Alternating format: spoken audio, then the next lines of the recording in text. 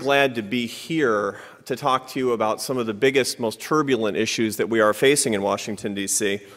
And the title of my talk today is provocative, intentionally, The New American Culture War. The reason that I've entitled it this is because it is my view that we are in a new culture war in America today. This is not a culture war of the 1990s over God and gays and guns and abortions. It's not a political fight between Democrats and Republicans. It's not even really a conflict between liberals and conservatives. Today's culture war is between free enterprise and statism.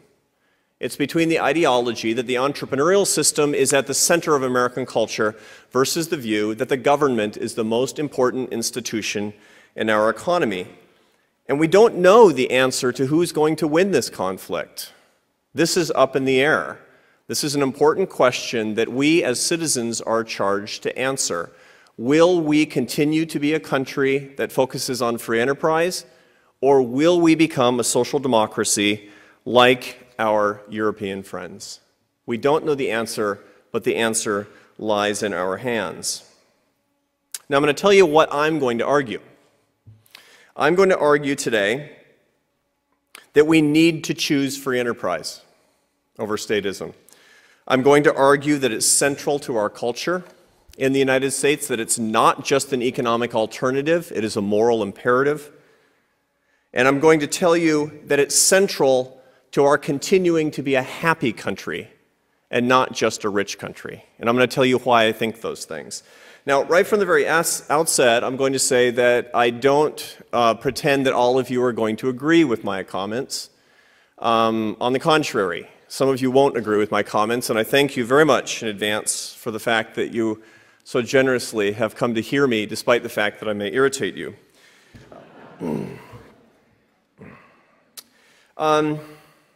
Let's back up 15 months and think about what's happened in the past approximately year and a quarter. Over the past 15 months, we have, as a world, destroyed approximately $15 trillion in worldwide wealth. $50 trillion. It's something that nobody could have foreseen. Indeed, no professional economist like me had any idea what we were in for back in the fall of 2008, early fall of 2008. $50 trillion is an entire year's worldwide GDP, wiped out in a puff of smoke. Right here in the United States, we've wiped out the equivalent of 1 year's entire American GDP. That's how much wealth has been destroyed. House prices, residential real estate, at their depth were down 34% nationwide, and in places like Florida and California, they were down 55%. Right now, commercial real estate in the United States is down 40%. This is the story that you haven't been reading about, but which has the greatest likelihood, if we have a second dip in our recession, that that's what will provoke it. Unemployment hovers around 10%. We have the worst financial crisis that's leading to the worst macroeconomic crisis that we've seen in the past 50 years. That's not really up for dispute. What's interesting is, how do we get out of it?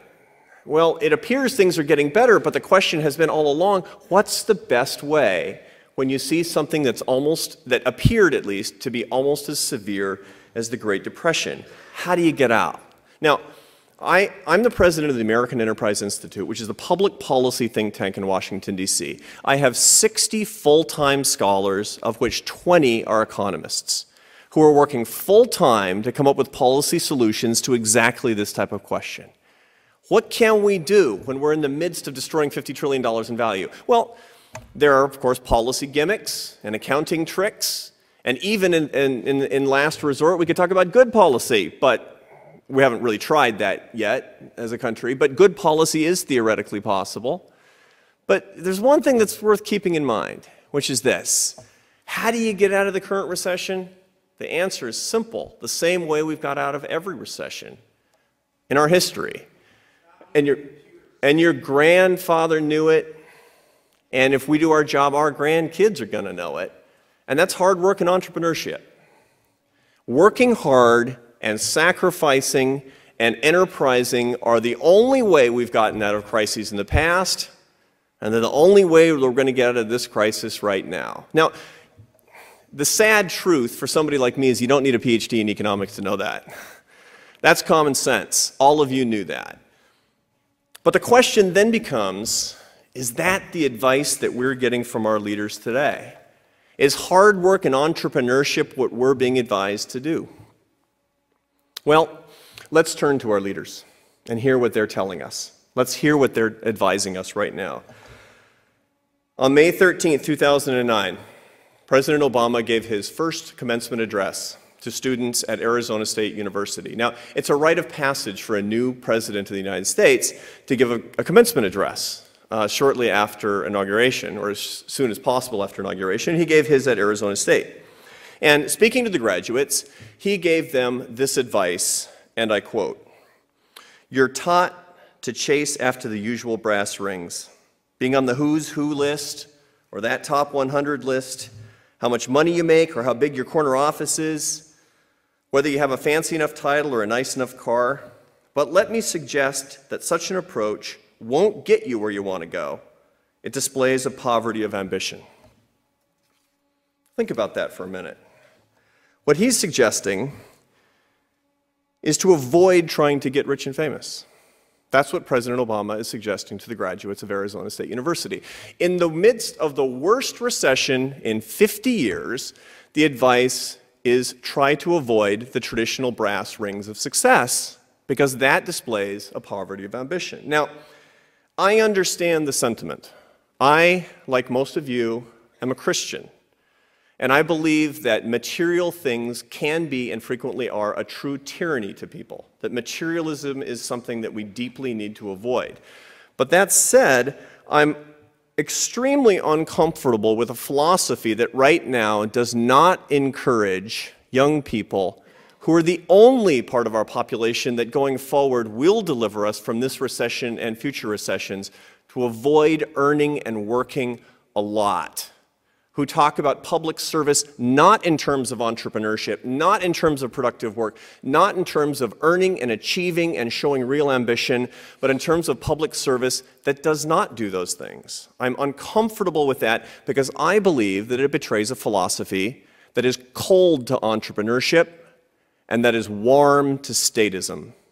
And that worries me a lot. I think it betrays a philosophy from our current leaders that commercial activity is inherently selfish, that we need a sharing economy that has less risk for entrepreneurs, an economy in which free enterprise can't be trusted because it's at fault in cases like our current economic crisis, and which we need a much more prominent government to redistribute resources.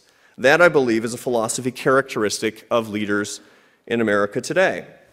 So the question then is, how do you get a bigger government? And this shows the policies that we are actually seeing from Washington, D.C. today. In the past calendar year, during this administration, we have created a net new 13,000 jobs in the federal government. The number of jobs that pay more than $100,000 a year to federal employees has doubled in the past 12 months.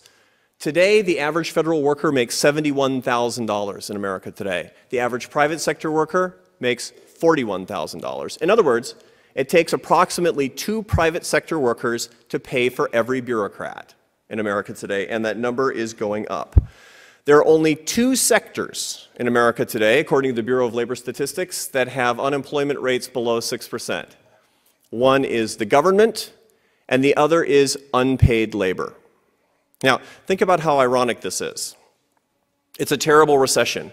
We're worried about jobs. The federal government consoles us by telling us that it's actually not so bad if you're either a bureaucrat or a volunteer.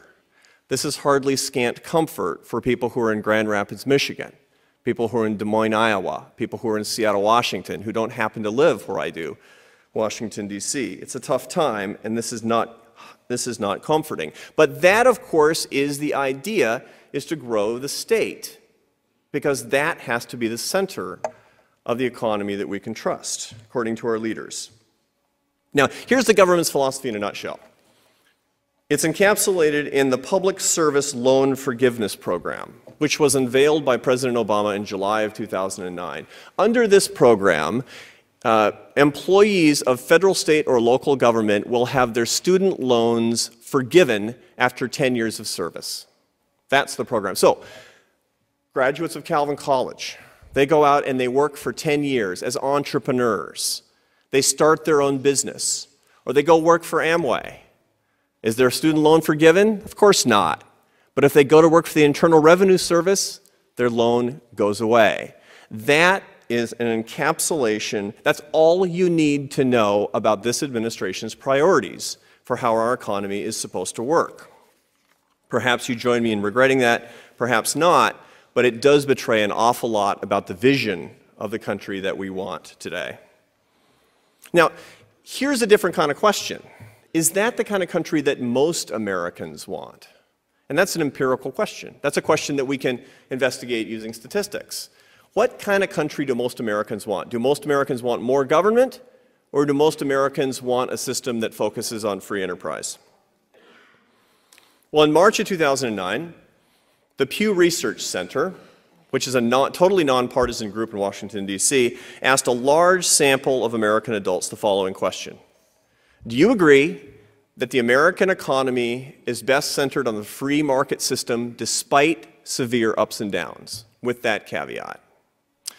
Given that question, 70% of Americans agreed, 20% disagreed, 10% had no response to the question. 70% of Americans agreed that the free market system was the best system to organize America's economy despite severe ups and downs. Taxes. How do people feel about taxes? They're going up, as you know. But when we ask people, what do you believe the top federal tax rate in this country should be? 76% of Americans say it should be less than 20%. As you probably know, the top rate right now is 35%. It's going to 39.6% next January. With getting rid of deductions, it will be 41%. When we have a surtax for health care and perhaps a surtax for the war, it will be between 46 and 48%. That's a lot more than the 20% favored by 76% of Americans today who actually believe that we can and should dispense with more of our income than we do today. How do we feel about business? The Pew Research Center asked people, do you agree that the strength of America is in business? 76% said yes. 76%. Now, interestingly, in the same survey, 3/4 of Americans also said they don't trust American business. Now, which just shows you that Americans like free enterprise, but they're not stupid. Right? There are lots and lots of reasons to be skeptical about something that you love. This makes perfect sense. 90% of Americans believe that the center of our culture is the institution of marriage. But I bet you 90% of Americans also don't trust American husbands. And now you get the picture on how we should be skeptical lovers of the free enterprise system and not leave ourselves entirely to the tender mercies